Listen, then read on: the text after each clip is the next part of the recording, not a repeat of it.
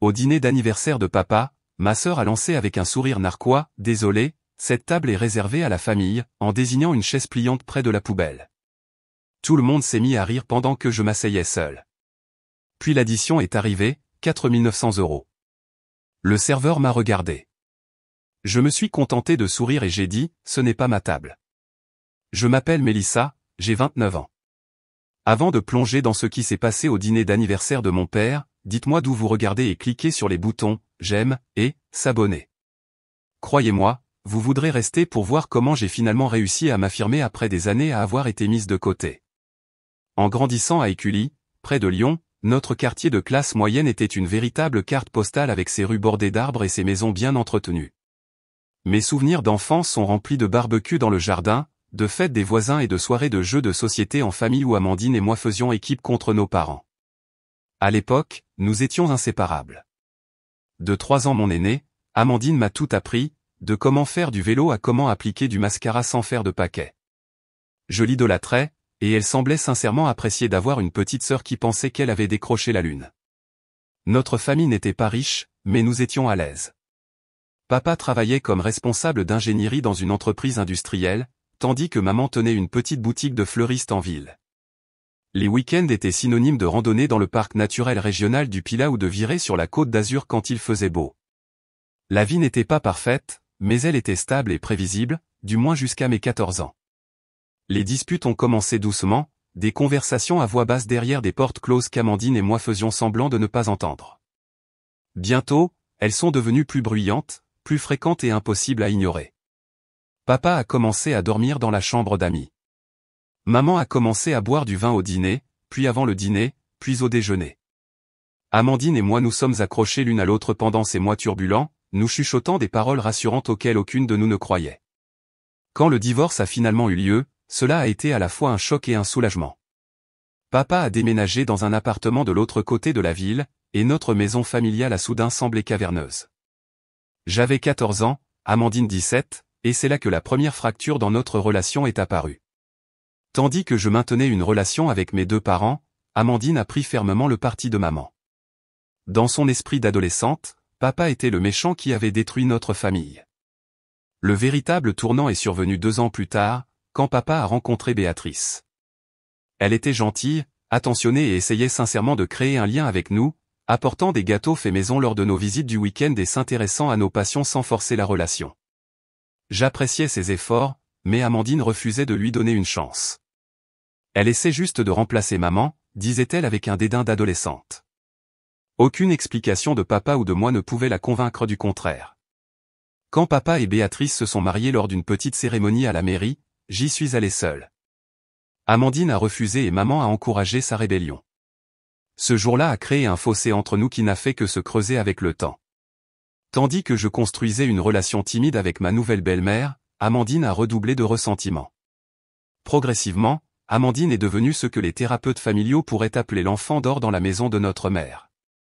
Maman validait la colère d'Amandine envers papa et, par extension, envers moi pour avoir maintenu une relation avec lui. Les commentaires subtils sont devenus monnaie courante. Au moins une de mes filles est loyale, ou Amandine comprend ce que signifie la famille. Chaque pic renforçait la distance grandissante entre nous. Au moment où je suis parti faire mes études à Paris, Amandine et moi nous parlions à peine. Elle est restée dans la région, fréquentant l'université locale et emménageant dans un appartement avec son petit ami, Thibaut, à seulement 10 minutes de la maison de maman. Je me suis plongé dans la vie parisienne, me faisant de nouveaux amis et poursuivant ma passion pour le design de mode. La distance géographique rendait plus facile d'éviter d'affronter notre relation fracturée. Après mon diplôme, j'ai décroché un poste de premier échelon dans un magazine de mode à Paris. Le travail était exigeant, avec de longues heures et un salaire modeste, mais c'était mon premier pas dans l'industrie. Les visites à la maison sont devenues moins fréquentes. La Toussaint une année, Noël l'année suivante.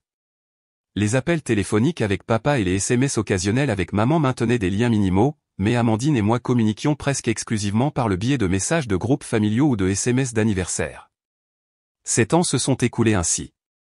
Amandine a épousé Thibaut, a eu 2 enfants que je connaissais à peine, et a cimenté son rôle de coordinatrice familiale pour les fêtes et les rassemblements. J'ai progressé dans ma carrière, j'ai emménagé dans un appartement minuscule mais branché du Marais, et j'ai construit une vie entourée d'amis qui sont devenus ma famille de cœur. La distance entre ma sœur et moi semblait permanente et infranchissable. Puis est venu l'appel inattendu de papa. Son 60e anniversaire approchait, et Amandine avait organisé un dîner de célébration dans son restaurant préféré. Ça signifierait tellement pour moi si tu pouvais venir, a-t-il dit, sa voix empreinte d'un mélange d'espoir et de résignation qui m'a brisé le cœur. Tout le monde sera là. Maman, Béatrice, toute la famille élargie. Ça fait trop longtemps, ma chérie. 2 ans s'étaient écoulés depuis ma dernière visite. 2 ans de promesses de visite que les échéances professionnelles ont finalement empêchées. 2 ans d'appels FaceTime avec papa et Béatrice qui ne pouvaient remplacer une présence réelle. 2 anniversaires, 2 Noëls, d'innombrables dîners de famille manqués. Je serai là, papa, ai-je promis, cherchant déjà des billets de TGV sur mon ordinateur portable. Je ne manquerai ça pour rien au monde. Cette nuit-là, je suis resté éveillé à penser à Amandine. M'accueillerait-elle à nouveau? Le temps avait-il adouci son ressentiment, ou cette visite ne ferait-elle que renforcer la distance entre nous? Malgré tout, j'ai osé espérer que cette célébration marquante pourrait être l'occasion dont nous avions besoin pour renouer, pour nous souvenir des sœurs que nous étions autrefois l'une pour l'autre. J'ai réservé le billet avec un mélange d'excitation et d'appréhension. Après 7 ans à maintenir une distance de sécurité avec les complications familiales, je retournais volontairement dans la mêlée. Mais pour le 60e anniversaire de papa, je braverais toute la gêne qui m'attendait. Je ne me doutais pas que la gêne serait le moindre de mes soucis. Le trajet en TGV de Paris-Gare de Lyon à Lyon-Part-Dieu déclenche toujours mon anxiété. Ce n'est pas le voyage en lui-même. C'est de savoir que chaque kilomètre me rapproche du réseau complexe de relations que j'ai réussi à éviter en construisant ma vie à Paris. Alors que le train filait à travers la campagne, j'ai agrippé les accoudoirs et fermé les yeux, essayant de me concentrer sur des souvenirs positifs plutôt que sur l'appréhension. Spontanément, des souvenirs d'enfance ont refait surface. Amandine m'apprenant à faire des bracelets brésiliens sur notre terrasse pendant les vacances d'été. Nous deux chorégraphiant des danses élaborées sur des chansons d'Alizé dans notre chambre commune. Amandine me défendant farouchement contre les brutes du quartier quand j'avais 9 ans et elle 12. Personne ne touche à ma petite sœur, avait-elle déclaré, se tenant comme un bouclier entre moi et des enfants 2 fois plus grands qu'elle. Qu'était-il arrivé à cette sœur protectrice? Quand le mépris avait-il remplacé l'affection? La question tournait dans mon esprit tandis que le paysage défilait. 2 heures plus tard, je suis entré dans le hall familier de la gare de Lyon-Part-Dieu. La gare avait été rénovée depuis ma dernière visite, mais l'essentiel restait le même. L'odeur caractéristique des pains au chocolat mêlés aux produits de nettoyage, les annonces étouffées résonnant dans le hall. Papa avait proposé de venir me chercher, mais j'avais insisté pour louer une voiture. L'indépendance signifiait le contrôle, et le contrôle signifiait la sécurité. Ma première déception est venue quand j'ai appelé maman pour lui dire que j'étais arrivé. Son ton était agréable mais distant alors qu'elle expliquait qu'il n'y avait pas de place pour moi chez elle. Amandine et les enfants utilisent la chambre d'amis pendant la fin des rénovations de leur sous-sol, a-t-elle expliqué. Et tu sais comme la maison est petite. La maison avait 4 chambres. Je n'ai pas discuté. J'ai déjà réservé un hôtel, les jeux assurés, ravalant ma peine. L'hôtel Mercure près de l'autoroute serait ma maison pour cette visite de 3 jours. Un territoire neutre. Après m'être enregistré et avoir défait ma petite valise, je suis allé sur la presqu'île pour trouver le cadeau d'anniversaire parfait pour papa. L'horlogerie vintage de la rue Édouard Herriot était toujours là, nichée entre un café et une librairie. 3 mois plus tôt, lors d'un de nos appels du dimanche, papa avait mentionné qu'il admirait une Omega Seamaster particulière des années 1960. Un modèle de collection, une vraie merveille de cette époque, avait-il expliqué avec un enthousiasme juvénile. Mais ce sont des pièces rares maintenant, bien au-dessus de mon budget. Cela avait nécessité quelques recherches et une part importante de mes économies, mais j'avais retrouvé un modèle similaire en bon état. L'horloger l'avait authentifié et me l'avait réservé jusqu'à mon arrivée. En finalisant l'achat, le poids de la boîte de la montre dans mes mains me semblait une représentation tangible de mes espoirs de reconnexion. Ce n'était pas juste un cadeau. C'était une déclaration que, malgré la distance, je connaissais toujours mon père, que je me souciais toujours profondément de ses passions. Nous avons convenu de nous retrouver pour un café le lendemain matin, la veille de la fête. La brasserie où nous prenions nos petits déjeuners du samedi avait été remplacée par un café branché avec des murs en briques apparentes et des ampoules Edison. Papa attendait déjà à mon arrivée, l'air plus âgé que dans mon souvenir. Ses cheveux étaient devenus complètement gris et de nouvelles rides encadraient ses yeux, mais son sourire était inchangé, chaleureux et légèrement asymétrique, plissant les coins de ses yeux. « Voilà ma fille, dit-il en se levant pour m'étreindre. Il sentait le même après-rasage et le même chewing-gum à la menthe. Et pendant un instant, j'ai eu de nouveau 10 ans, en sécurité dans les bras de mon père. Nous nous sommes installés à une table dans un coin, rattrapant le temps perdu autour de café-filtre que papa a jugé, inutilement compliqué, mais étonnamment bon. Il m'a parlé de sa récente promotion à la direction, du nouveau projet de jardin de Béatrice, de ses premiers pas vers la planification de sa retraite. J'ai partagé des histoires sur mon travail, ma récente promotion au poste de rédactrice de mode adjointe, et la série d'articles que je développais sur la mode durable. Quand j'ai prudemment demandé des nouvelles d'Amandine, son expression s'est adoucie. Elle a travaillé si dur sur ce dîner d'anniversaire, a-t-il dit. Tu sais comme elle aime organiser des événements. Les enfants grandissent comme des champignons. Léo entre en maternelle et la petite Sophie parle en phrases complètes maintenant. J'ai hoché la tête, essayant d'imaginer ma nièce et mon neveu, que je n'avais vu que sur des photos de cartes de vœux et des publications occasionnelles sur les réseaux sociaux. La prise de conscience de tout ce que j'avais manqué m'a piqué au vif. Amandine est excitée de te voir, a ajouté papa, bien que quelque chose dans son ton suggéra de l'incertitude. Tout le monde l'est. Ça fait trop longtemps. Je voulais le croire. Tout le monde m'a manqué, ai-je dit, et je le pensais plus qu'il ne pouvait l'imaginer. Je suis désolé que le travail m'ait autant tenu éloigné. Tu as construit ta vie là-bas, a-t-il répondu en me tapotant la main. Nous sommes fiers de toi, même si nous ne te voyons pas aussi souvent que nous le voudrions. Avant de nous séparer, nous avons fait le tour de la place Bellecour ensemble. Papa me montrait les changements, les nouvelles boutiques, la bibliothèque rénovée, le vieux cinéma maintenant converti en salle de spectacle. C'était agréable, cette camaraderie facile, et je me suis permis d'espérer que le dîner d'anniversaire continuerait sur cette lancée. De retour à mon hôtel, j'ai trouvé un SMS d'Amandine avec les détails du dîner, réservation à 19h, tenue de ville décontractée, service de voiturier disponible. Le message était froid et professionnel, sans même un « au plaisir de te voir » ajouté pour la chaleur. J'ai tapé et supprimé 5 réponses différentes avant de me décider pour un simple « merci ». Au plaisir. Ce soir-là, j'ai préparé ma tenue pour le dîner. Une robe portefeuille vert forêt qui équilibrait sophistication et accessibilité, associée à des talons bas dorés et des bijoux minimalistes. Assez professionnel pour montrer que je réussissais, mais pas trop tape à accent grave l'œil pour ne pas avoir l'air de frimer. Chaque choix était calculé pour minimiser les critiques potentielles.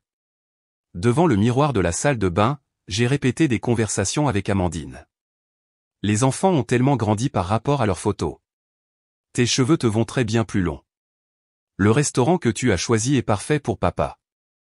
Des sujets sur et neutres qui ne pouvaient en aucun cas déclencher de tension. J'ai pratiqué mon sourire jusqu'à ce qu'il paraisse naturel, ignorant le nœud d'anxiété qui se serrait dans mon estomac. Demain serait différent. Demain, peut-être pourrions-nous commencer à guérir le fossé entre nous. Au pire, nous pourrions maintenir une façade agréable pour le bien de papa. Ce n'était qu'un dîner. À quel point cela pouvait-il être terrible ? Le restaurant Le Belle Rive se dressait comme une élégante institution au bord de la Saône. Sa façade en pierres apparentes était illuminée par un éclairage de bon goût. Du lierre grimpant encadrait de grandes fenêtres qui laissaient entrevoir des lustres en cristal et des nappes blanches à l'intérieur. Amandine avait bien choisi. Le restaurant correspondait parfaitement à la préférence de papa pour les endroits haut de gamme sans être prétentieux. Je suis arrivé avec 15 minutes d'avance, une habitude de mon travail de magazine où, à l'heure, signifiait « en retard ». L'hôtesse, une jeune femme posée avec un chignon impeccable, a vérifié la réservation. La fête de Monsieur Richard ? Oui, vous êtes la première à arriver. Voulez-vous attendre au bar ? Avec un verre de côte rôtie pour me donner un courage liquide, j'ai regardé l'entrée alors que les membres de la famille commençaient à arriver. L'oncle Jacques et la tante Pascale sont entrés les premiers. Le frère aîné de papa et sa femme, tous deux rayonnants en m'apercevant au bar. Mélissa. Tante Pascale m'a enveloppé dans un nuage de Chanel numéro 5. Quelle merveilleuse surprise. Jacques, regarde qui est là. Oncle Jacques m'a donné une accolade chaleureuse qui m'a légèrement soulevé du sol. Le retour de la nièce prodigue. Paris te traite bien. Leur chaleur sincère a fait fondre une partie de mon anxiété. Nous avons discuté facilement de leur récente retraite et de leur projet de voyager à travers l'Europe. D'autres parents sont arrivés. Les cousins Rachel et Thomas avec leurs conjoints. La cousine de papa, Chantal, de Lille. La sœur de maman, Laure, et son mari Franck. Chaque salutation renforçait le fait que, malgré ma longue absence, je faisais toujours partie de cette tapisserie familiale. Béatrice est arrivée ensuite, élégante dans une simple robe bleue qui complimentait ses cheveux argentés. Son étreinte était enthousiaste mais douce. « Il va être si heureux que tu sois là », a-t-elle murmuré. « C'est le meilleur cadeau que tu pouvais lui faire. » L'affection sincère dans sa voix m'a rappelé pourquoi j'avais accepté sa place dans notre famille alors qu'Amandine ne le pouvait pas. L'atmosphère a subtilement changé quand maman est entrée. Elle était belle, les cheveux fraîchement colorés, portant un tailleur pantalon crème qui flattait sa silhouette. Son sourire s'est resserré presque imperceptiblement quand elle m'a vu parler avec Béatrice, mais elle s'est approchée les bras tendus. « Mélissa, tu as pu venir. » Son étreinte fut brève mais pas froide. « La capitale te réussit. Tu as l'air en forme. »« Merci, maman. »« Toi aussi. » Un moment de gêne s'est étiré entre nous avant qu'elle ne poursuive. Amandine est un peu en retard. Thibaut devait finir un appel professionnel, et préparer les enfants prend toujours plus de temps que prévu. J'ai hoché la tête, ne sachant pas quelle réponse serait appropriée. Nous avons été sauvés par l'arrivée de plus de membres de la famille élargie, créant un tampon de conversation légère et de présentation. 20 minutes plus tard, la porte du restaurant s'est de nouveau ouverte et Amandine est entrée avec sa famille. 7 ans à Paris avait aiguisé mon œil pour les détails et j'ai automatiquement catalogué les changements chez ma sœur. Ses cheveux blonds maintenant méchés de reflets caramel, le sac à main de créateur qui devait coûter au moins 3 000 €, la posture confiante de quelqu'un qui connaît sa place dans le monde. Thibaut suivait, menant leurs 2 enfants, Léo, maintenant un grand garçon de 5 ans, et Sophie, une bambine aux cheveux bouclés serrant un lapin en peluche. Amandine a balayé l'assemblée du regard, son regard glissant sur moi pour embrasser notre mère, puis divers parents. Ce n'est qu'après avoir salué tout le monde qu'elle s'est finalement tournée dans ma direction, offrant un sourire pincé qui n'atteignait pas ses yeux. « Mélissa, tu es vraiment venue. » Les mots auraient pu être chaleureux sans son ton, légèrement surpris, comme si elle avait parié contre ma présence. « Je ne manquerai pas l'anniversaire de papa, » ai-je répondu, essayant de garder ma voix légère. « C'est bon de te voir, Amandine. » Elle a accepté ma brève étreinte avec des épaules raides, reculant immédiatement pour ajuster le ruban dans les cheveux de Sophie. « Dites bonjour à votre tante Mélissa, les enfants. Vous vous souvenez, je vous ai montré des photos. » Léo a offert un « bonjour » timide tandis que Sophie cachait son visage contre la jambe de sa mère. Je me suis agenouillé à leur niveau, affichant mon plus chaleureux sourire. « Je suis si heureuse de vous rencontrer pour de vrai. La dernière fois que je t'ai vu, Léo, tu apprenais à peine à marcher. Et Sophie, tu n'étais qu'un tout petit bébé. J'ai 5 ans maintenant, m'a informé solennellement Léo. Et je connais toutes mes lettres. C'est incroyable.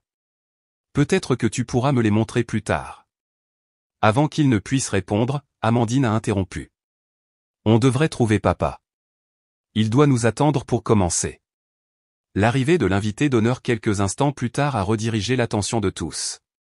Papa est entré avec un air de surprise sincère, Amandine ayant réussi à garder l'ampleur de la fête secrète.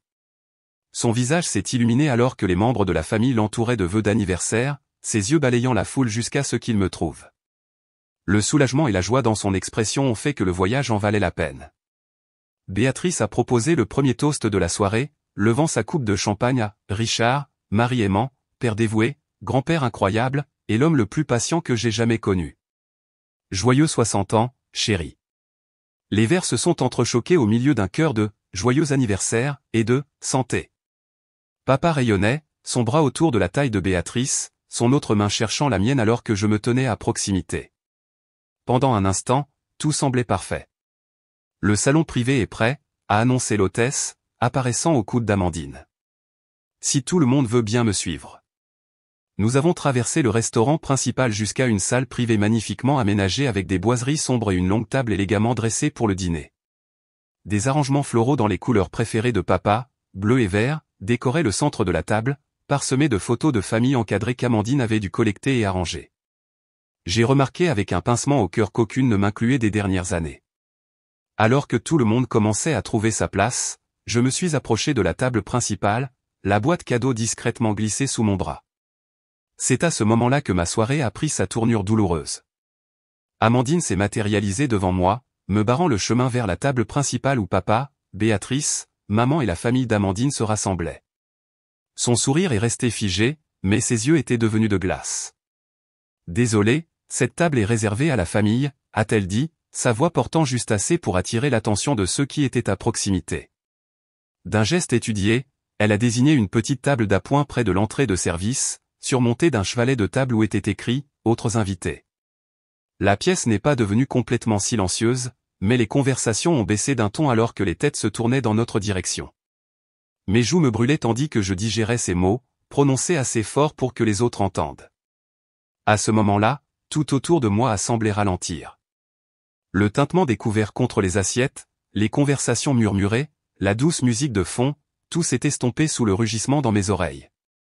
Papa a levé les yeux de sa conversation avec oncle Jacques, la confusion traversant son visage alors qu'il enregistrait la scène devant lui. « Amandine, que se passe-t-il » Amandine a maintenu son sourire de plastique. « J'aide juste Mélissa à trouver sa place, papa. Nous avons dû organiser une table familiale plus petite et une table secondaire car la salle a un espace limité. » L'expression de maman a trahi la plus brève satisfaction avant qu'elle ne recompose soigneusement ses traits en une préoccupation neutre. La main de Béatrice s'est portée à sa bouche, ses yeux s'écarquillant de consternation.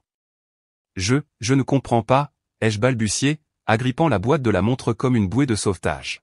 « Je pensais ? 2 ans, c'est long, Mélissa », a chuchoté Amandine en se penchant plus près pour que seul moi puisse l'entendre. « 2 ans sans visite, ça veut dire que tu n'es plus vraiment de la famille. Tu es plutôt une connaissance lointaine qui se trouve partager un peu d'ADN. » Chaque mot frappait comme un coup physique. J'ai jeté un coup d'œil à la table des « autres invités » où l'ancien collègue de papa, Robert, était assis avec sa femme Martine, aux côtés de la cousine Chantal de Lille et de sa fille adolescente. Pas la famille, pas important. Thibaut s'est agité inconfortablement à côté d'Amandine, sans croiser mon regard. Leurs enfants regardaient avec des expressions solennelles, absorbant l'attention des adultes sans en comprendre la cause. Amandine, ça suffit, a finalement dit papa, sa voix manquant de la fermeté que la situation exigeait. Il y a plein de place à cette table. Mais Amandine avait trop bien planifié pour être déjouée. Papa, nous avons déjà arrangé les places pour accommoder tout le monde confortablement. Le personnel a organisé les couverts et les commandes de repas. On ne peut pas tout réorganiser maintenant que nous sommes sur le point de commencer. Sa logistique avait du sens en surface, ce qui rendait l'exclusion calculée d'autant plus douloureuse. Ce n'était pas une décision de dernière minute. Elle avait délibérément planifié un plan de table qui me séparait physiquement de la famille. Ce n'est pas grave, me suis-je entendu dire, bien que rien ne fût grave. Je ne veux pas perturber l'organisation. En me tournant vers la table d'appoint, j'ai croisé le regard désolé de Béatrice et les yeux soigneusement détournés de maman. Le poids de chaque pas semblait énorme. Chaque mètre de distance entre les tables était une manifestation physique du rejet de ma sœur.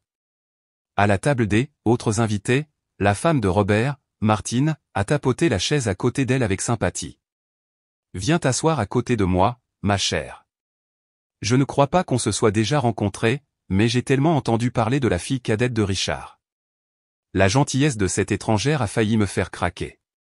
Je me suis assise, plaçant la boîte cadeau sous ma chaise, et je me suis forcé à sourire. « Merci.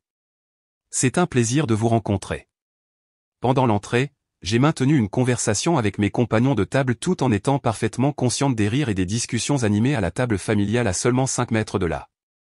Maman a passé un graissin à Sophie. Papa a raconté ce qui semblait être une histoire drôle, à en juger par la réaction de tout le monde, et Amandine me lançait périodiquement des regards pour s'assurer que je comprenais ma place. La distance physique créait une situation absurde où je pouvais observer ma famille comme une étrangère regardant par une fenêtre, assez proche pour voir, mais trop loin pour participer. Quand le serveur est arrivé pour prendre nos commandes, il a commencé par la table principale, un autre renforcement subtil de la hiérarchie. Papa a fait une autre tentative, suggérant que nous pourrions peut-être tous partager des toasts et des histoires depuis une position centrale, mais Amandine est intervenue en douceur. « Gardons ça intime, papa. Trop formel et les enfants deviendront agités. » Quand le dîner a été servi, j'ai picoré mon saumon, chaque bouchée insipide malgré le talent évident du chef. De l'autre côté de la pièce, Amandine orchestrait un flux de conversation sans faille, jouant l'hôtesse parfaite tout en assurant simultanément mon isolement continu. La cérémonie des cadeaux s'est avérée tout aussi douloureuse. Amandine a annoncé que la famille immédiate présenterait ses cadeaux en premier, puis les autres pourraient offrir les leurs ensuite. J'ai regardé maman donner à papa une mallette en cuir coûteuse, Amandine et Thibaut présenter des billets pour un spectacle au théâtre Mogador qu'ils voulaient voir, et Béatrice lui offrir une première édition de son roman préféré de Marcel Pagnol. Quand mon tour est finalement venu, je me suis approché avec la petite boîte, doutant soudain du cadeau que j'avais été si fier de trouver. « Joyeux anniversaire, papa », ai-je dit, ma voix plus stable que je ne le sentais. Il a ouvert la boîte et son hoquet de surprise sincère a fourni le premier moment authentique de connexion de la soirée. « Mélissa, est-ce que c'est ce que je pense ?» Il a soulevé la vieille Oméga avec précaution, examinant le cadran avec des yeux d'expert. « C'est la Seamaster que tu avais mentionnée, le modèle des années 60. » Ses yeux brillaient alors qu'il retirait immédiatement sa montre actuelle pour l'essayer. « C'est incroyable. Comment as-tu pu en trouver une ?» Avant que je ne puisse répondre, Amandine a interjeté. « On devrait passer au gâteau avant que les enfants ne soient trop fatigués. » La boîte de la montre a été mise de côté avec les autres cadeaux ouverts. Mon moment de connexion a été brutalement écourté. En retournant à la table d'appoint, Amandine m'a frôlé en chuchotant, « Tu essaies de racheter ta place. Il y a des choses que l'argent ne peut pas réparer. » L'ironie de sa déclaration, venant de quelqu'un portant un sac à main à 3000 €, aurait pu être drôle si elle n'avait pas fait si mal. Au fur et à mesure que la soirée avançait, le schéma s'est poursuivi. Des moments de connexion potentiels systématiquement rompus, une distance soigneusement maintenue, ma présence reconnue seulement après coup. Au moment où le dessert est arrivé, je luttais pour retenir mes larmes et je perdais la bataille. J'avais besoin d'espace, d'air, n'importe où loin du sourire triomphant d'Amandine et des regards apitoyés des parents qui n'intervenaient pas. « Excusez-moi », ai-je murmuré à mes compagnons de table, en posant ma serviette à côté de ma tourte au chocolat à moitié mangée. « Je reviens tout de suite. » Les toilettes des dames ont fourni un sanctuaire temporaire, leur comptoir en marbre et leur éclairage doux contrastant vivement avec le champ de bataille émotionnel que je venais de quitter. Je me suis enfermé dans la cabine la plus éloignée, laissant enfin les larmes couler librement. Mes épaules tremblaient de sanglots silencieux tandis que je pressais un mouchoir contre ma bouche pour étouffer tout son. Comment en étions-nous arrivés là? La question résonnait dans mon esprit alors que des souvenirs refaisaient surface. Amandine refusant d'assister à ma remise de diplôme parce que papa et Béatrice y seraient. Amandine oubliant de m'inclure dans son cortège de mariage malgré l'inclusion de cousines que nous connaissions à peine. Amandine envoyant les faire-part de naissance de ses 2 enfants des semaines après que tout le monde ait été prévenu. Ce n'était pas un comportement nouveau. C'était simplement la démonstration la plus publique d'un schéma établi il y a des années. Cette prise de conscience n'a pas diminué la douleur, mais elle a fourni un contexte. Il ne s'agissait pas de ce soir. Il s'agissait de 7 ans de distance calculée. 7 ans pendant lesquels Amandine s'est positionnée comme la vraie fille tout en me dépeignant comme la déserteuse de la famille. Mon téléphone a vibré avec un SMS de Léa, ma meilleure amie à Paris. Comment se passe la réunion de famille? Tu survis? J'ai regardé l'écran, les pouces planant au-dessus du clavier. Que pouvais-je bien dire? Que ma sœur avait littéralement créé une table séparée pour démontrer mon exclusion de la famille. Que mon père était trop réfractaire au conflit pour intervenir efficacement? Que ma mère semblait tranquillement satisfaite de l'arrangement? Pas génial, ai-je finalement tapé. Amandine s'est arrangée pour que je sois assise à une table séparée de la famille. La réponse de Léa fut immédiate. Quoi? Sérieusement? C'est du comportement passif-agressif de haut niveau. Tu veux que j'appelle avec une fausse urgence pour que tu puisses partir? L'offre était tentante. Je pouvais partir maintenant, retourner à mon hôtel, prendre un TGV plus tôt pour Paris demain et reprendre ma vie soigneusement construite où les complications familiales restaient à une distance de sécurité. Je pouvais continuer le schéma d'évitement qui, à sa manière, m'avait servi pendant 7 ans. Le docteur Lavigne, la thérapeute que j'avais vue brièvement après une visite de Noël particulièrement difficile il y a 3 ans, avait parlé des dynamiques familiales et des rôles que nous acceptons inconsciemment. Parfois, nous participons à notre propre exclusion, avait-elle dit lors de notre dernière séance. Nous jouons le rôle qui nous est assigné parce que s'écarter du script semble trop dangereux. Quel rôle avais-je accepté? La fille absente, la femme de carrière trop occupée pour la famille, celle qui est partie. En acceptant le récit d'Amandine, en m'asseyant à cette table séparée sans protester, ne faisais-je pas que renforcer l'histoire qu'elle avait créée? Plus important encore, quel message envoyais-je à papa pour son anniversaire? Que j'acceptais ce traitement, que j'étais d'accord avec l'évaluation d'Amandine sur ma place dans la famille.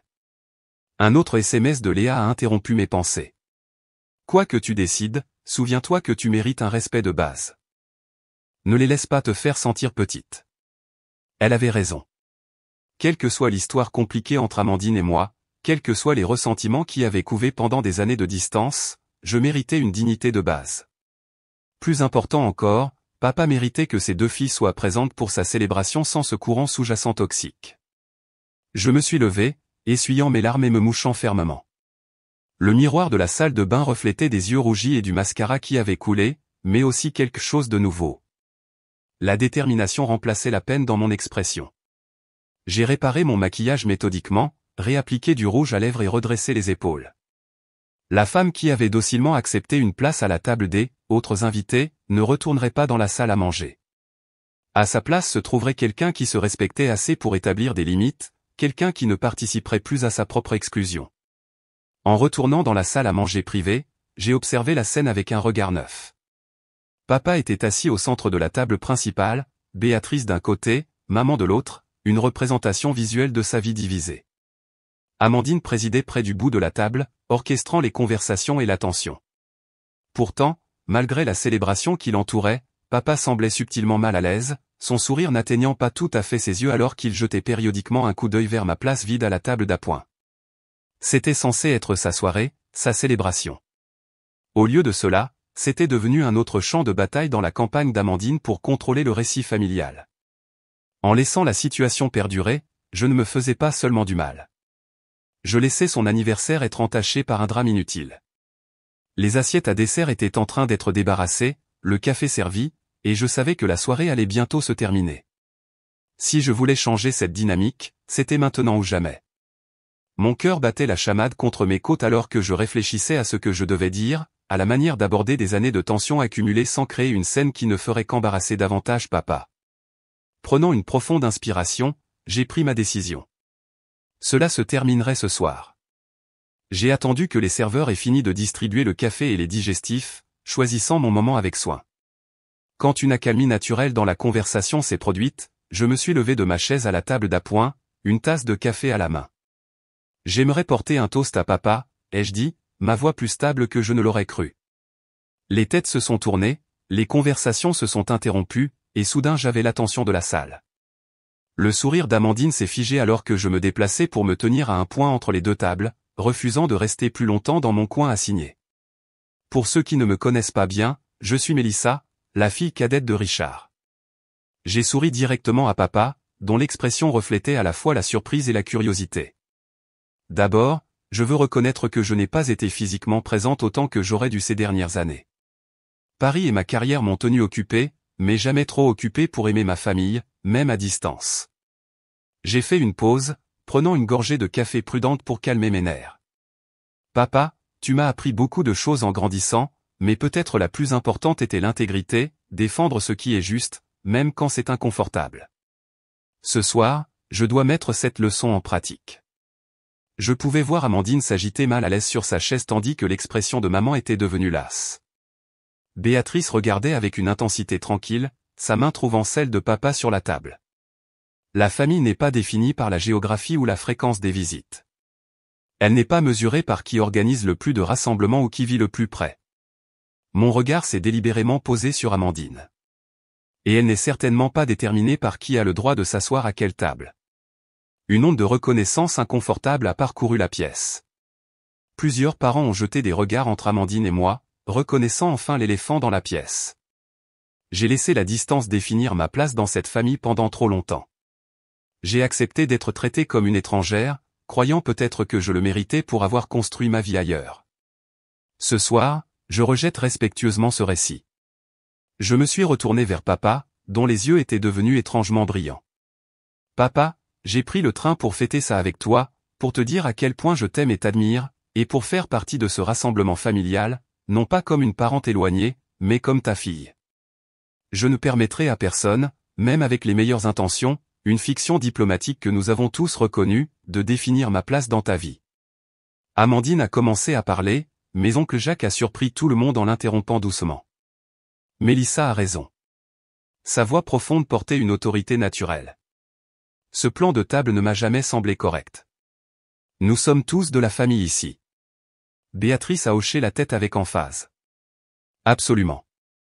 J'aurais dû dire quelque chose plus tôt. Les joues d'Amandine ont rougi. Nous avions un espace limité. Les arrangements étaient déjà faits. J'essayais juste de me remettre à ma place, ai-je terminé pour elle, en gardant un ton conversationnel plutôt qu'accusateur. Je comprends que c'est important pour toi depuis longtemps, Amandine, mais je n'accepte plus ce rôle. Des regards nerveux ont été échangés autour de la table alors que le sous-texte de des années de dynamique familiale refaisait surface inconfortablement. Ce n'est pas approprié, a interjeté maman, la voix tendue. C'est l'anniversaire de ton père. Nous devrions nous concentrer sur sa célébration, pas sur le règlement de compte. C'est exactement mon point, ai-je répondu calmement. Cette soirée devrait être consacrée à papa, pas à renforcer de vieilles blessures ou des hiérarchies familiales. C'est pourquoi je suggère que nous passions outre ce moment et que nous profitions du reste de la soirée ensemble, en tant que famille complète. Papa a finalement trouvé sa voie. Amandine, ce plan de table était-il ton idée? Le sang-froid de ma sœur a vacillé un instant. Le restaurant avait besoin de connaître le nombre exact de personnes pour chaque table.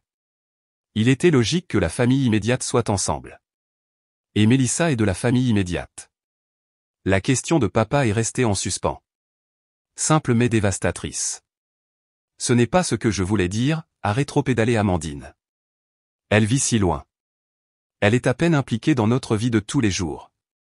Ni oncle Jacques ni la cousine Chantal de Lille. Pourtant, ils sont à la table principale, a observé tranquillement papa. Thibaut, qui était resté silencieux tout du long, a soudain pris la parole. C'est ridicule. Amandine, nous en avons parlé. Je t'avais dit que séparer les tables comme ça causerait exactement ce genre de problème. Amandine s'est tournée vers lui, la trahison traversant son visage face à ce désaccord public. Ils ont échangé des chuchotements animés pendant que le reste de la salle faisait semblant de ne pas remarquer. Plusieurs parents ont commencé à échanger des regards et des commentaires murmurés sur d'autres incidents. Des rassemblements de vacances auxquels je n'avais manifestement pas été invité. Des photos de famille prises pendant mes brèves pauses aux toilettes. Des SMS de groupe qui, curieusement, n'incluaient jamais mon numéro. Martine s'est levée de la table d'appoint. Richard, je pense que ce que Mélissa dit avec beaucoup de diplomatie, c'est qu'une certaine guérison doit avoir lieu dans cette famille. Et peut-être que cela commence ce soir, en nous reconnaissant tous comme des égaux, quelle que soit la géographie. La cousine Rachel a hoché la tête vigoureusement. Vous vous souvenez du repas de la Toussaint où Amandine a dit que Mélissa ne pouvait pas venir, mais il s'est avéré qu'on ne lui avait parlé du rassemblement que la veille. Le schéma, une fois exposé, est devenu impossible à ignorer. Divers parents ont commencé à raconter d'autres exemples dont ils avaient été témoins, mais qu'ils n'avaient jamais confrontés. Chaque exemple construisant un dossier montrant qu'il ne s'agissait pas d'un incident isolé, mais d'une campagne systématique. Le sang-froid d'Amandine s'est encore fissuré alors qu'elle réalisait que le courant de l'opinion familiale était en train de tourner. C'est moi qui ai été ici, à entretenir les relations pendant qu'elle construisait sa vie chic à Paris. C'est moi qui me souviens des anniversaires, qui planifie les fêtes et qui m'assure que les enfants connaissent leurs grands-parents. Où était-elle? En train de construire une carrière que j'aime, ai-je répondu honnêtement. Ma famille me manquant plus que tu ne l'imagines. Appelant papa tous les dimanches. Envoyant des cartes et des cadeaux. Vivant ma vie, Amandine, tout comme tu as vécu la tienne. La différence, c'est que je n'ai jamais essayé de te punir pour tes choix. La simple vérité de cette déclaration a semblé faire mouche auprès de toutes les personnes présentes. L'expression d'Amandine a cyclé entre la colère, l'embarras et finalement un éclair de quelque chose qui aurait pu être de la reconnaissance. Papa s'est levé slowly, commandant l'attention sans élever la voix, une compétence qu'il avait perfectionnée pendant des décennies de management. Ça a assez duré. Mélissa, s'il te plaît, rejoins-nous à cette table. Il y a toujours eu de la place pour toi ici, peu importe ce que quelqu'un d'autre a pu arranger. Son autorité tranquille a brisé la tension. Oncle Jacques s'est immédiatement levé, a tiré une chaise supplémentaire et l'a placée à côté de papa. Problème résolu. Maintenant, profitons de ce qui reste de cette célébration d'anniversaire. Alors que je prenais ma nouvelle place, Béatrice m'a serré la main sous la table. En face de moi, Amandine maintenait un sourire rigide, ses jointures blanches autour de son verre d'eau. Maman avait l'air nettement mal à l'aise, mais n'a soulevé aucune autre objection. La soirée s'est poursuivie avec le gâteau et d'autres toasts, l'atmosphère se détendant progressivement à mesure que la confrontation immédiate passait. Au moment où la fête a commencé à se disperser, plusieurs parents ont tenu à me dire à quel point ils étaient heureux de renouer le contact, me demandant mes coordonnées directement plutôt que de supposer qu'ils me joindraient par l'intermédiaire d'Amandine, comme c'était devenu la norme. Alors que les invités partaient, papa m'a retenu d'une main douce sur mon bras. « Nous devons parler », a-t-il dit doucement. « Mais pas ici. Retrouve-moi au banc du parc près de l'étang demain matin. » J'ai hoché la tête, comprenant que cette conversation devait avoir lieu loin des influences concurrentes de maman, d'Amandine et même de la bienveillante Béatrice. C'était une discussion entre père et fille, attendue depuis longtemps. Amandine est partie sans un véritable au revoir, guidant ses enfants fatigués et son mari aux lèvres pincées vers la sortie. Mais alors qu'elle passait, nos regards se sont brièvement croisés, et à ce moment-là, j'ai vu quelque chose d'inattendu. Pas seulement de la colère ou de l'embarras, mais de la confusion, comme si le script qu'elle suivait avait soudainement été réécrit sans son consentement. Pour la première fois depuis des années, je n'ai ressenti ni culpabilité ni inadéquation en sa présence. Quoi qu'il advienne, j'avais enfin tenu bon. L'étang du parc de la Tête d'Or abritait certains de mes plus anciens souvenirs, donner du pain au canard avec papa, apprendre à faire des ricochets sur la surface de l'eau, les pique-niques d'été avec la limonade maison de maman. L'air du matin portait une touche d'automne quand j'ai trouvé papa qui attendait déjà sur notre banc préféré. 2 gobelets en carton de café à côté de lui. Noir avec un sucre, a-t-il dit en me tendant le gobelet. Toujours ta préférence. Le fait qu'il se souvienne d'un si petit détail m'a profondément touché. Certaines choses ne changent jamais, ai-je confirmé en m'asseyant à côté de lui. Nous avons regardé une famille de canards glisser sur la surface de l'étang, aucun de nous ne se pressant de briser le silence confortable. Finalement, papa a parlé, sa voix réfléchie. Je te dois des excuses, Mélissa. De grosses excuses. J'ai commencé à protester, mais il a levé la main. S'il te plaît, laisse-moi dire ça. Je sais depuis des années qu'Amandine était difficile concernant ta place dans la famille. Je me suis dit qu'elle était juste protectrice de notre unité familiale fragmentée après le divorce, qu'elle finirait par grandir, que d'aborder le sujet directement ne ferait qu'empirer les choses. Il a fixé sa tasse de café. Je me suis convaincu que je maintenais la paix, mais en réalité, j'évitais le conflit à tes dépens. La nuit dernière a rendu cela douloureusement clair. Tu ne pouvais pas savoir qu'elle organiserait des tables séparées, ai-je offert. Peut-être pas spécifiquement, mais j'ai été témoin d'une centaine de versions plus petites du même comportement. Quand elle a commodément oublié de te parler des projets de vacances jusqu'à ce qu'il soit trop tard pour que tu ajustes ton emploi du temps. Quand elle a programmé des photos de famille pendant tes brefs séjours à la maison, à des moments où elle savait que tu avais d'autres engagements. Il a secoué la tête tristement. Je ne l'ai jamais confronté directement, et c'est de ma faute. La reconnaissance de ces schémas, des schémas que je m'étais parfois demandé si j'imaginais, m'a semblé étonnamment réparatrice. Pourquoi penses-tu qu'elle m'en veut autant? Papa a réfléchi attentivement à la question. Je pense que le divorce l'a affectée plus profondément que nous ne l'avons tous réalisé. Elle avait 17 ans, elle devenait tout juste une adulte, et soudain ses fondations se sont effondrées. Toi, tu t'es adapté, tu as maintenu des relations avec tout le monde. Elle n'a pas pu. Au lieu de cela, elle a créé un récit où la loyauté signifiait choisir son camp. Il a soupiré profondément. Et je l'ai permis parce que le confronter signifiait reconnaître à quel point je lui avais manqué de soutien pendant cette période. Cette perspective a changé quelque chose dans ma compréhension de nos dynamiques familiales. Le comportement d'Amandine n'était pas seulement à propos de moi. Il s'agissait d'un traumatisme qui n'avait jamais été correctement guéri. Et maintenant, que se passe-t-il, ai-je demandé. Maintenant, nous reconstruisons, mais avec des limites plus claires. J'ai déjà appelé Amandine ce matin. Nous avons eu une longue et difficile conversation sur la nuit dernière et des années d'incidents similaires. J'ai été clair sur le fait que, même si je l'aime tendrement, je ne tolérerai pas qu'elle contrôle l'accès aux rassemblements familiaux ou qu'elle te traite comme moins qu'un membre à part entière de la famille. Sa fermeté m'a surprise et ému. Comment l'a-t-elle pris? Pas bien. Au début, il y a eu des larmes, des justifications, mais à la fin, je pense que quelque chose a changé. Elle a admis qu'elle était en colère depuis très longtemps, pas seulement contre toi, mais contre moi, contre la situation. C'est un début. Nous nous sommes assis en silence à nouveau, donnant de petits morceaux du muffin que papa avait apporté aux canards qui se rassemblaient. La douce routine semblait être la réappropriation d'un morceau de notre passé commun. Je veux que tu saches, a dit papa finalement, que peu importe la géographie ou la fréquence des visites, tu as toujours été pleinement ma fille, pleinement de la famille. J'aurais dû le faire comprendre plus clairement à tout le monde. J'aurais pu me battre plus fort pour ne pas être mise à l'écart, ai-je admis. Une partie de moi a accepté le récit selon lequel mon absence signifiait que j'avais moins d'importance. Papa a secoué la tête fermement. Cela n'a jamais été vrai. Et ça s'arrête maintenant. Plus tard dans la matinée, un SMS inattendu est arrivé de Béatrice. Café au bistrot du coin à 11h. Juste entre nous. J'ai accepté avec gratitude, trouvant ma belle-mère qui attendait déjà à une table d'angle à mon arrivée. Je veux m'excuser de ne pas avoir parlé plus tôt hier soir, a-t-elle commencé sans préambule. J'ai observé le comportement d'Amandine pendant des années et je me suis dit que ce n'était pas ma place d'interférer. Tu étais dans une position impossible, les jeux assurés. Peut-être, mais cela n'excuse pas l'inaction quand quelqu'un est blessé. Sa franchise était rafraîchissante.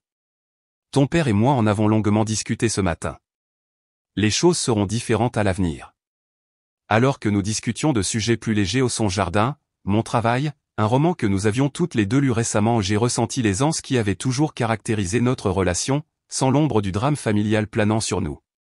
La vraie surprise est venue cet après-midi-là, quand maman a appelé pour me demander si j'étais libre pour déjeuner avant mon départ le lendemain. Nous nous sommes rencontrés dans un petit bistrot du centre-ville. Un silence gêné planait entre nous jusqu'à ce que le serveur prenne nos commandes. Je n'ai pas bien géré les choses hier soir, a finalement dit maman, redressant ses couverts avec une précision inutile. Ni pendant de nombreuses années, si je suis honnête. J'ai attendu, lui laissant l'espace de continuer. Après le divorce, c'était plus facile de tout voir en noir et blanc. Ton père était le méchant, Béatrice l'intruse. Amandine a embrassé ce récit, et je l'ai encouragée. Elle a croisé mon regard directement pour peut-être la première fois depuis des années. Quand tu as refusé de choisir ton camp, j'ai eu l'impression d'une trahison. J'avais 14 ans, maman. Je voulais juste aimer toute ma famille. Je le sais maintenant. Je le savais probablement à l'époque, mais le chagrin et la colère ont obscurci mon jugement. Elle a tendu la main sur la table, touchant hésitamment la mienne. J'ai laissé le ressentiment d'Amandine grandir sans contrôle parce qu'il validait mes propres sentiments. Ce n'était pas juste pour toi, et finalement, ce n'était pas juste pour elle non plus. Cette reconnaissance de la part de maman, qui avait toujours semblé immuablement alignée avec Amandine, m'a semblé monumentale. Nous n'avons pas résolu des années de sentiments compliqués en un seul déjeuner, mais nous avons établi une nouvelle base fragile pour notre relation. La dernière communication est venue la veille de mon départ. Un SMS d'Amandine. On devrait parler avant que tu partes. Les enfants sont au lit. Est-ce que je peux passer à ton hôtel? 1 heure plus tard, nous étions assises maladroitement dans le hall de l'hôtel Mercure. 2 sœurs qui étaient devenues de quasi-inconnues. Amandine avait l'air différente sans son sang-froid habituel, les cheveux simplement attachés en arrière, un maquillage minimal, les épaules légèrement voûtées. Je ne suis pas prête à m'excuser pour tout, a-t-elle commencé sans détour. Je suis encore en train de digérer beaucoup de ce qui s'est passé hier soir et ce matin avec papa. J'apprécie ton honnêteté, ai-je répondu, adoptant sa franchise. Mais je suis désolé pour le plan de table. C'était délibérément blessant, et je le savais quand je l'ai planifié. Cette admission lui a clairement coûté. Thibaut me l'a reproché il y a des semaines. Il a dit que c'était mesquin et cruel. Il avait raison. Nous avons parlé pendant près de 2 heures, ne résolvant pas tout, mais reconnaissant au moins la réalité de notre relation fracturée. Amandine a admis m'avoir systématiquement exclu des événements familiaux, avoir soigneusement maintenu sa position de « vraie » fille en soulignant mon absence. Je pense que j'ai été en colère si longtemps que j'ai oublié comment être autre chose, a-t-elle avoué vers la fin de notre conversation. Je ne suis pas sûr de savoir comment avoir une sœur maintenant. On pourrait le découvrir ensemble, ai-je suggéré. Pas du jour au lendemain, mais progressivement. Elle a hoché la tête, pas tout à fait prête à embrasser l'idée complètement, mais ne la rejetant pas non plus. Nous nous sommes quittés avec une étreinte maladroite et un plan provisoire de nous parler au téléphone une fois par mois. Un petit pas, mais significatif. De retour à Paris, j'ai trouvé une thérapeute spécialisée dans les dynamiques familiales et je me suis engagé à des séances hebdomadaires. Comprendre mon rôle dans nos schémas familiaux n'excusait pas le comportement d'Amandine, mais cela m'a aidé à reconnaître comment je participais à ma propre exclusion en acceptant le récit selon lequel la distance équivalait au désengagement. Papa et moi avons établi une connexion plus solide grâce à des appels vidéo hebdomadaires plutôt que de simples conversations téléphoniques. De son côté, il est devenu plus proactif pour m'inclure dans les nouvelles et les projets de la famille, ne comptant plus sur Amandine comme plaque tournante de la communication familiale. 6 mois après l'incident du dîner d'anniversaire, je suis rentré à la maison pour Pâques, séjournant cette fois chez papa et Béatrice plutôt qu'à l'hôtel. Amandine et moi avons maintenu des interactions civiles, parfois même chaleureuses. La tension n'avait pas complètement disparu, mais l'hostilité manifeste avait été remplacée par un respect prudent. Le changement le plus profond n'était pas dans le comportement d'Amandine ou même dans mes relations familiales. C'était en moi. En me levant ce soir-là au dîner d'anniversaire, j'avais retrouvé ma voix et ma place dans la famille. J'avais cessé d'accepter le rôle de l'étrangère et j'avais démontré que la distance géographique ne diminuait pas mon importance ou mon appartenance. Ce que j'ai appris à travers ce parcours, c'est que les dynamiques familiales ne sont pas figées. Elles sont constamment négociées et renégociées par nos actions et nos réponses. En participant à ma propre exclusion, j'avais renforcé les schémas mêmes qui me blessaient. En fixant enfin des limites et en disant ma vérité, j'ai créé un espace pour que de nouveaux schémas, plus sains, puissent émerger. La guérison n'est pas complète, et peut-être ne le sera-t-elle jamais entièrement. Certaines blessures laissent des cicatrices permanentes, mais il y a de la croissance dans les endroits brisés, de la force dans les fractures réparées. Aujourd'hui, je ne remets plus en question ma valeur ou ma place dans ma famille. J'ai appris que l'appartenance n'est pas donnée par les autres. Elle est revendiquée par notre propre courage à défendre notre vérité. Si vous vous êtes déjà senti mis de côté par votre famille, si l'on vous a fait sentir moins important, ou d'une manière ou d'une autre indigne d'une inclusion totale, j'espère que mon histoire vous donnera du courage. Votre valeur n'est pas déterminée par la géographie, la fréquence des visites, ou le récit de quelqu'un d'autre sur votre place. Parfois, le plus grand acte d'amour pour vous-même et pour votre famille est simplement de refuser de participer à votre propre exclusion. Avez-vous déjà vécu quelque chose de similaire avec votre famille? Comment l'avez-vous géré? Partagez vos histoires dans les commentaires ci-dessous et n'oubliez pas d'aimer et de vous abonner si cela a résonné en vous. Je lis chaque commentaire et j'aimerais beaucoup entendre parler de votre parcours vers l'établissement de limites saines avec votre famille. Merci d'avoir été témoin de mon histoire et souvenez-vous, vous méritez toujours une place à la table.